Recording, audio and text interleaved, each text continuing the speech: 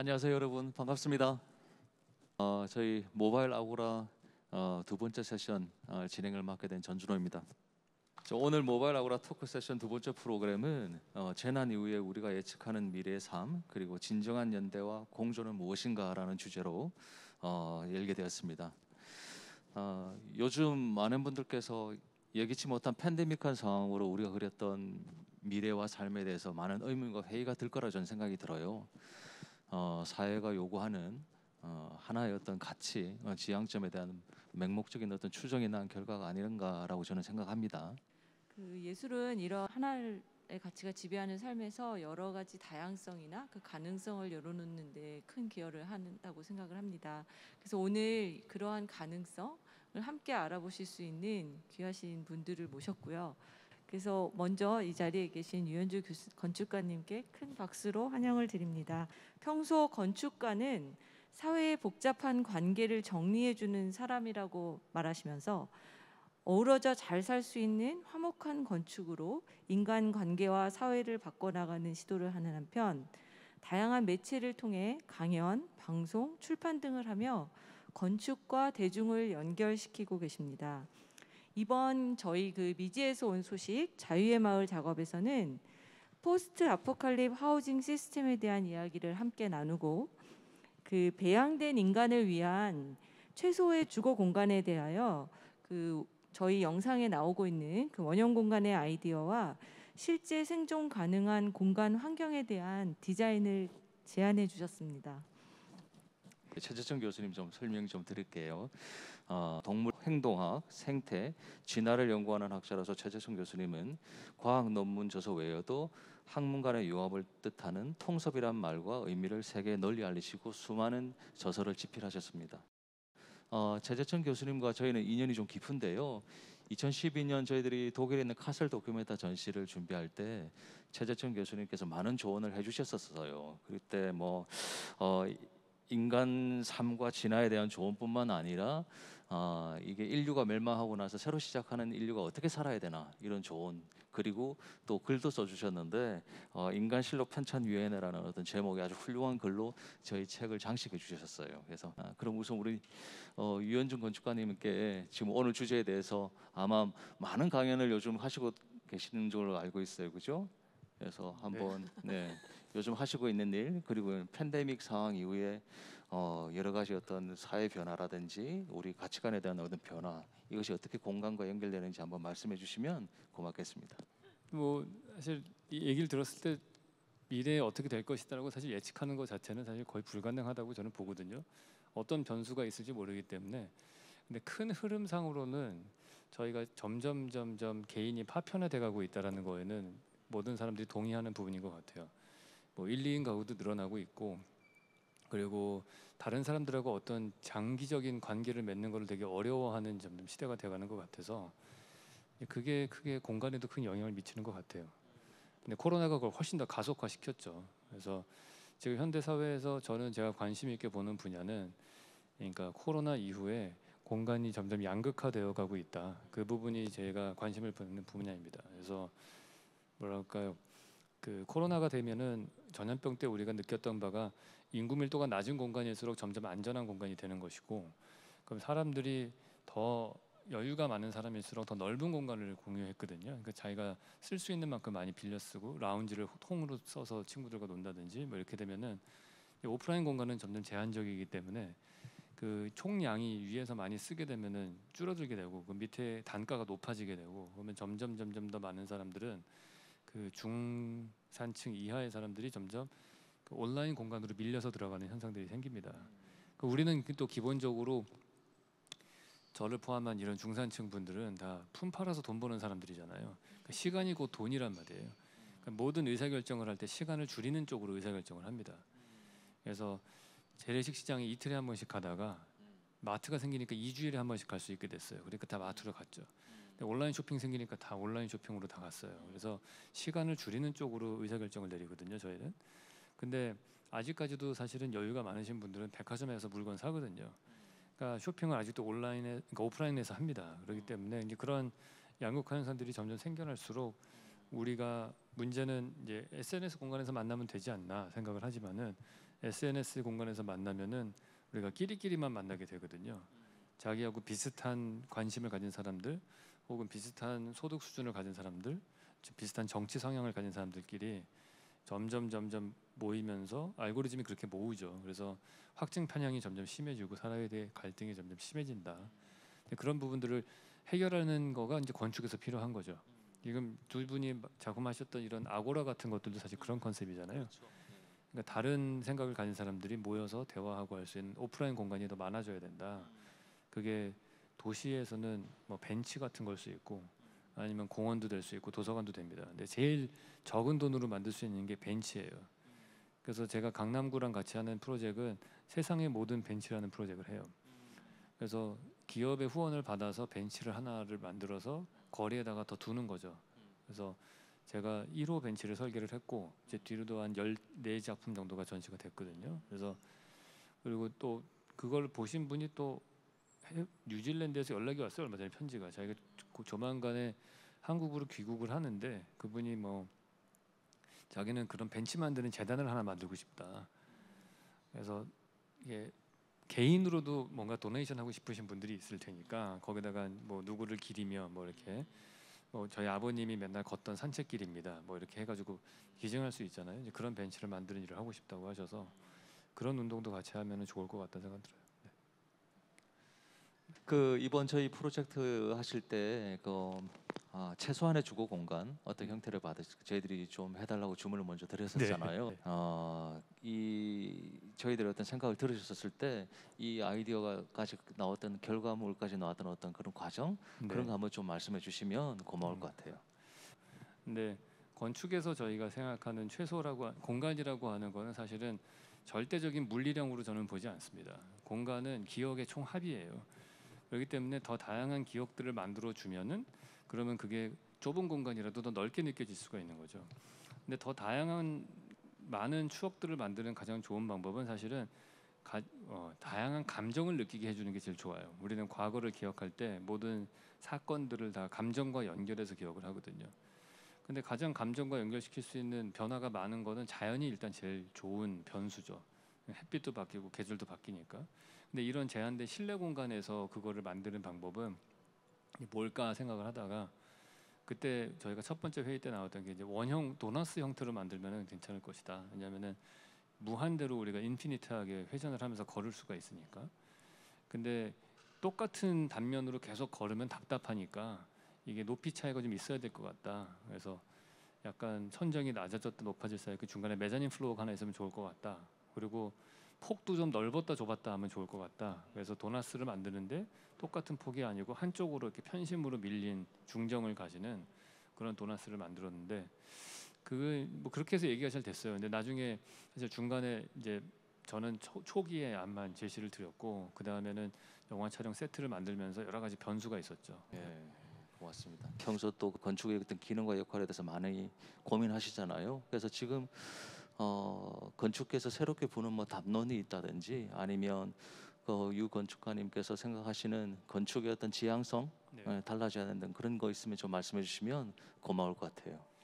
뭐 다른 건축가들이 무슨 생각을 하는지 잘 모르는데 저 혼자 생각하는 첫 번째 큰 주제가 아까 그런 오프라인 공간을 더 많은 사람들이 공짜로 누릴 수 있는 그런 기반 시설 같은 것들 공원을 만들 때 우리가 공원을 정방형으로 만드는 것보다는 선형으로 만들 때 변의 길이가 더 길어지거든요. 그래서 또 공원에 접하는 사람이 많아지니까 공원의 형태는 어때야 될까? 그리고 선형의 공원이 만들어지면은 다른 지역길을 또 경의선 숲길 같이 연결을 하기도 하고 그래서 그런 식의 디자인적으로 똑같은 돈을 들이더라도 우리가 더 많은 사람들을 커넥트 시키고 거기서 커넥트라는 게 사람과 사람의 커넥트뿐만이 아니고 사람과 자연하고의 관계도 더 효율적으로 커넥트할 수 있는 그런 디자인은 뭔가 이런 거를 생각을 하고요. 그러면서 이제 뭐 그런 공원을 만들기 위해서는 땅이 필요하니까 이거를 그 땅을 확보하기 위해서 물류를 어떻게 하면 지하로 내려보내서 물류 터널을 뚫고 거기로 위에 지상은 사람들이 좀 점유하고 쓸 수 있는 공원을 만들 수 있을까 이런 생각들도 하고 요즘은 다 누구나 생각하는 이제 메타버스에 대해서 생각 안 할 수가 없는 거죠. 왜냐하면 우리가 더 많은 시간을 점점 더 특히나 중산층 이하의 사람들이 더 가상 공간에 들어간다면은 우리가 가상 공간을 그냥 방치를 해서는 안 될 거라고 생각을 해요. 그것도 우리가 생각을 해야 될 디자인의 영역이라고 생각을 하거든요. 그래서 그 안에서 어떠한 공간을 만들 때 우리가 최초의 도시라는 게 만들어졌을 때를 생각해 보면은 그 당시에 뭐 지구가 온난화되면서 물을 구하기 위해서 강가로 모여들고 농사를 지으면서 자연스럽게 모여 살았을 텐데 그때 도시 계획이라는 개념이 없었잖아요. 근데 지금은 당연하게 뭐 공원도 있어야 될 것 같고 그다음에 도로도 뚫려야 되고 학교도 있고 이런 기본적으로 그 안에서 그 공간 안에서 사회가 만들어지기 위한 공간의 체계라는 거가 지난 한 5천 년 정도에 서서히 만들어져 온 게 있어요.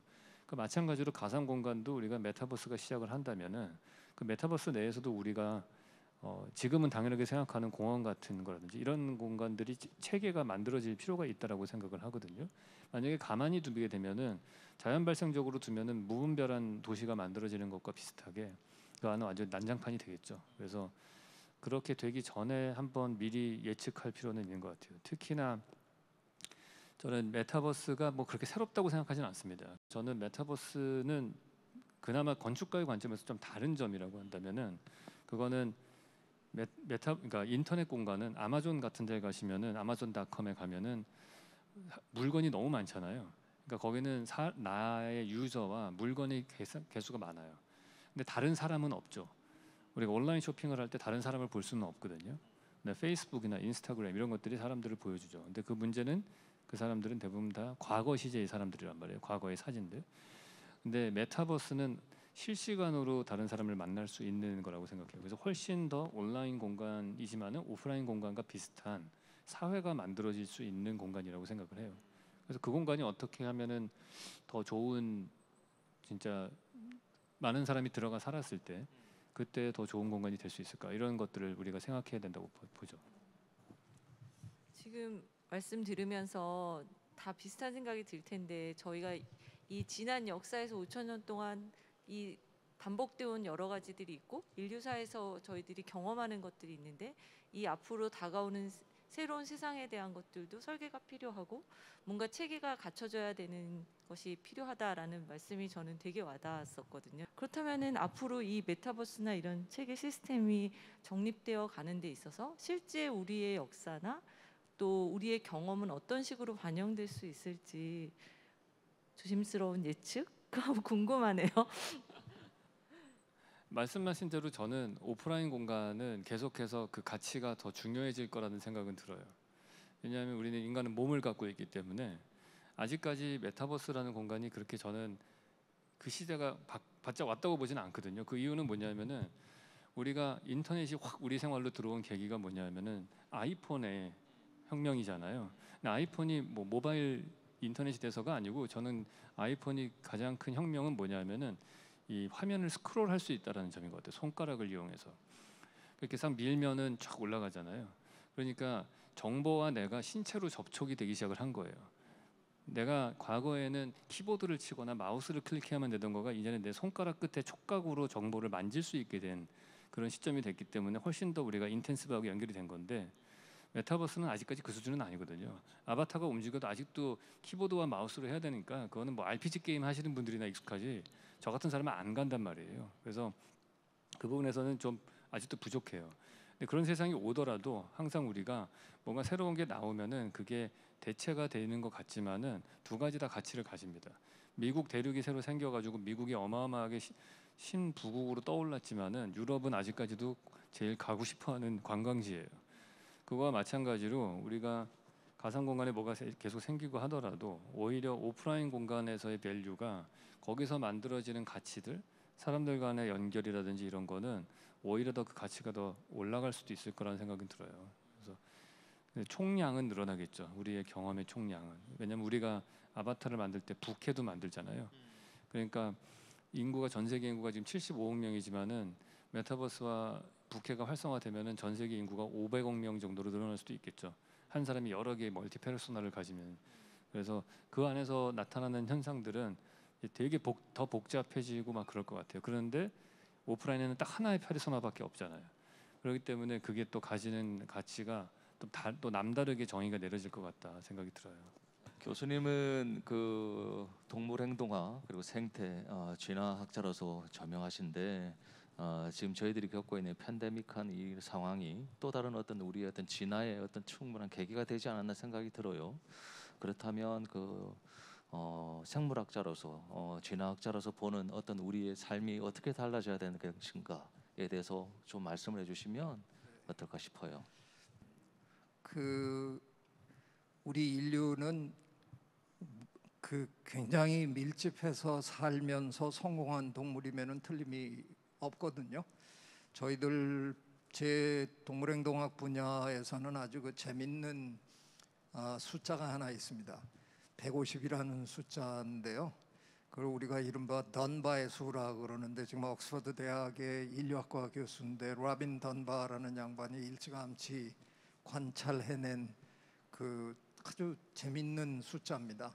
지금은 여러분이 스마트폰 갖고 있으니까 그 안에다가 거의 무한정 전화번호를 막 입력하지만, 예전에 수첩에다가 깨알같이 남의 전화번호 적어가지고 다닐 때, 그리고 집에 전화번호 부라는 거를 노트를 하나 만들어 놓고 이렇게 할 때, 굉장히 바쁜 사회생활을 하는 사람들의 그런 노트에 적힌 전화번호가 대개 한 150개 정도 된다는 겁니다. 인간이 서로가 서로를 이렇게 인식하고, 누구라는 걸 인식하고 사회생활을 그럴듯하게 진행하는데 대체로 적정한 숫자가 150이라는 거죠. 그래서 사실은 따져보면 되게 재밌어요. 그래서 이 150이라는 숫자가 굉장히 재밌는 숫자인데요. 아마도 호모사피엔스 우리 종은 이제는 우리가 여러 화석을 분석해 보니까 우리가 네안데르탈인보다 나은 게 하나도 없더라고요. 네안데르탈인보다 체격도 작았고 머리도 작았고, 그리고 네안데르탈인도 동굴 벽화 다 그렸더라고요. 그러니까 여러 면으로 봐서 네안데르탈인이 우리보다 체격도 크고 머리도 좋고 뭐 비슷하게 예술적이고 다 했다는 거죠. 그럼에도 불구하고 우리가 네안데르탈인을 몰아내고 이 지구의 가장 막강한 존재가 된 이유는 뭘까? 네안데르탈인은 기껏해야 종종 150명 정도가 모여서 부락을 이루고 살았는데, 어느 날 작은 머리도 별로 안 좋은 애들이 몇천 명이 한꺼번에 몰려오니까 이길 방법이 없었을 거라는 겁니다. 그러니까 우리는 어느 순간에 굉장히 큰 그룹을 형성할 줄 알게 된 그런 동물이거든요. 제가 가끔 이런 농담을 하는데, 쾌적한 카페에 침팬지들이 한 10몇 마리가 이렇게 앉아가지고 마시면서 즐기고 이러는데, 문 열고 못 보던 침팬지 놈이 하나 들어와요. 뚜벅뚜벅 걸어갖고 겁대가리 없이 저 카운터에 가서 카페 라떼 한 잔 달라. 이건 상상할 수 없는 장면입니다. 그러면 그 안에 있는 10몇 마리의 침팬지들이 전부 들고 일어나서 걔를 그냥 물어 죽입니다. 근데 다 서로 아세요, 오늘? 우린 모르는데, 모르는 사람 숲에 아무 겁 없이 우린 그냥 들어가잖아요. 우리는 굉장히 거대한 익명사회를 구성하는데 전혀 어려움이 없는, 어떻게 보면 거의 유일한 영장류입니다. 그러다 보니까 우리는 이렇게 거대한 도시도 만들게 되고, 그래서 이건 유 교수님 말씀하신 대로 도시는 점점 더 거대해져야 된다는 것 같은데, 그래도 이번에 저는 그런 상황에서 우리를 멈추게 할 수 있는 이 굉장한 사회적 동물인 인간을 멈추게 할 수 있는 건 어떻게 보면 하나예요. 전염병이에요. 그냥 이렇게 크다가 그냥 가끔가다 전염병 때문에 한 번씩 작살나고, 다시 또 크다가 또 전염병 때문에 확 꺾였다가 가고 그러는 거거든요. 우리 역사를 보면. 그래서 뭐 어떻게 보면 겪을 일이고요. 그러나 그래도 우리는 이번에 굉장히 슬기롭게 잘 겪어내는 거고요. 옛날에 스페인 독감이나 이런 거에 비하면 뭐 지금 500만 명 사망했는데 그건 비교할 때 아무것도 아니거든요. 그 옛날에 죽은 숫자에 비하면. 그러니까 우리는 어느덧 그 적응 능력이 굉장히 이제 생긴 거죠. 그래서 너무 지나치게 겁먹을 건 없다는 말씀을 네, 드려봅니다. 일단 네. 저 아까 잠깐 저 우리 유 교수님하고 말씀 나누던 중에 그 아주 이렇게 저한테 흥미로운 말씀하셨었어요. 뭐 이제 모기업하고 지금 진행 중인 프로젝트 스마트 시티라고 하셨나요?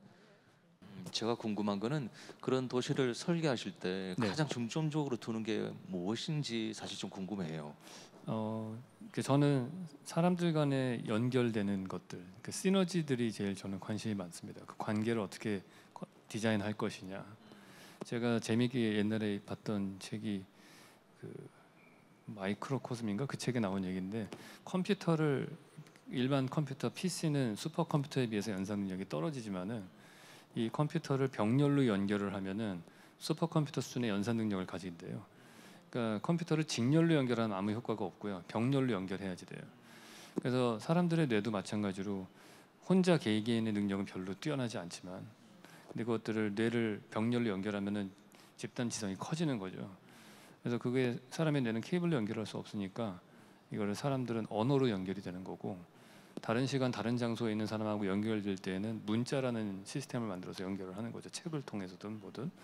그러니까 그리고 공간적으로 봤을 때는 도시를 만든 거가 밀도를 높여서 사람들끼리 커넥션을 많이 만드는 거죠. 그 도시의 인구의 규모가 2배가 되면은 특허 출하수가 2.15배로 늘어납니다. 그러니까 그게 조금 더 가파르게 상승을 해요. 그래서 경쟁력이 더 생기는 거죠. 근데 말씀하신 대로 그냥 무작정 모이기만 하면은 전염병도 생기고 문제가 생겨요. 그렇기 때문에 그거를 전염병을 피하면서 모일 수 있는 좀 더 스마트한 공간 체계를 만드는 게 도시 발전의 역사거든요. 뭐 상수도 시스템, 하수도 시스템, 백신 이런 것들이 다 결국에는 인구가 1,000만 명이 넘는 도시를 만드는 어떤 백업 시스템인 거죠.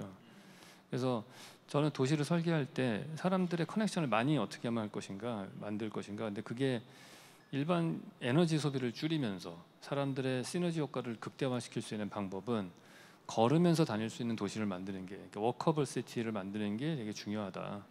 그게 사실 첫 번째예요. 두 번째가 가장 좁은 면적을 차지해야 된다. 예를 들면 인간의 서식지가 최재천 교수님한테도 배우는데 계속 확장돼서 나가면서 아열대 지방의 박쥐 서식지까지 침투하고 이러면서 이런 코로나가 계속 문제가 되고, 거기다가 저도 교수님한테 배웠는데 지구 온난화가 되면서 박쥐 서식지가 점점 확산되면서 온대 지방으로 확산되어 가고 있고, 그러면서 더 문제가 생긴다고 했거든요. 그래서 우리가 도시가 전 지구상에서 차지하는 그 풋프린트 면적을 좀 최소화시킬 수 있고, 자연을 너무 침범하지 않으면서 할 수 있는 그런, 우리가 반도체라고 하는 게 맨날 똑같잖아요. 근데 256메가디램에서 지금은 뭐 엄청난 메모리까지 갔어요. 근데 같은 면적 안에 어떻게 웨이퍼 칩을 디자인을 하느냐에 따라서 밀도를 높일 수가 있잖아요. 그러니까 제가 관심 있는 건 그겁니다. 또 어떤 교통망 체계를 만들면은, 어떤 운송 체계, 어떠한 딜리버리 시스템을 만들면은 우리가 더 밀도가 높게 살면서도 쾌적하게 살면서도 사람들끼리의 좋은 관계, 유대 관계를 만들 수 있는 그런 공간 구조를 만들 것이냐. 그게 스마트 시티 만들 때 핵심입니다.